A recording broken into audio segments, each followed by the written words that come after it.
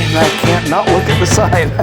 I can do it. Here's how to know if your chain's too loose on your Buscadero. And I'm gonna show you how easy it is to fix it. If you're riding around and your chain's slapping around, you can hear it, or it's flopping, slapping around like this, that is way too loose. A general rule of thumb is we like to put our finger about where this weld is, and it should be pretty tight on your finger. If you can do this, you got a problem.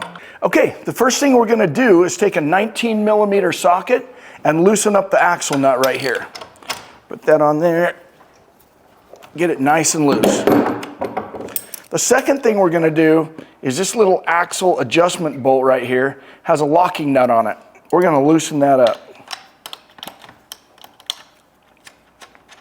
Like that. And we'll do that on both sides. What I'm gonna do is use this little axle adjustment bolt right here. I'm gonna take it backwards, moving the entire wheel and axle backwards. I'm gonna do the same thing on the other side of the wheel, and I'm gonna make it very even. If I don't make it even, this sprocket won't be lined up, and the chain and sprocket will wear out quicker.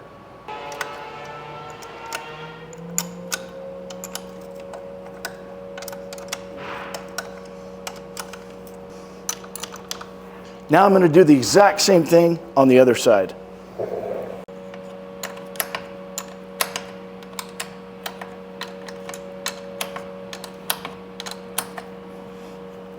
Now I'm going to be very careful to get it the same on either side. I use this little corner on this spacer and match it up to the notches on the swing arm, and I'm going to make sure I get it exactly the same on either side of the wheel.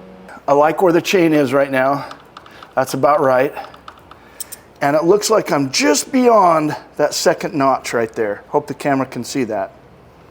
Sometimes you can smack the wheel a little bit to make sure it's tight up against this adjustment bolt. And that's about where I want to be. This is a decent spot to be, because as I tighten this axle just a little bit, it just tends to tighten the chain a tiny bit more. So be prepared for that. Okay, now that I have the axle right where I want it, I'm going to tighten up these little locking nuts. These are what will make it stay put. Just like that. Now I'm going to tighten the axle up.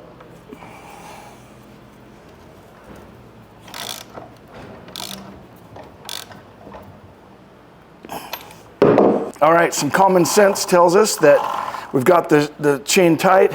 There's just a little bit of slop in it here. See that? But not a lot. And when I put my finger up in here right to the weld, it's fairly tight. That's smack on.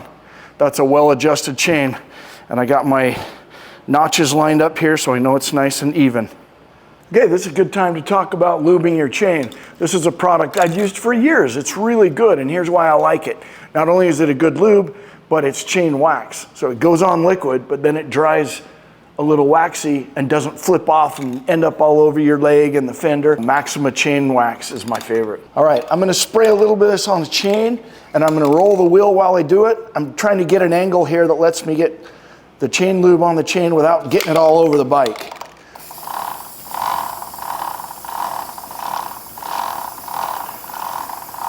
All right, that's that side. I can get the top over here.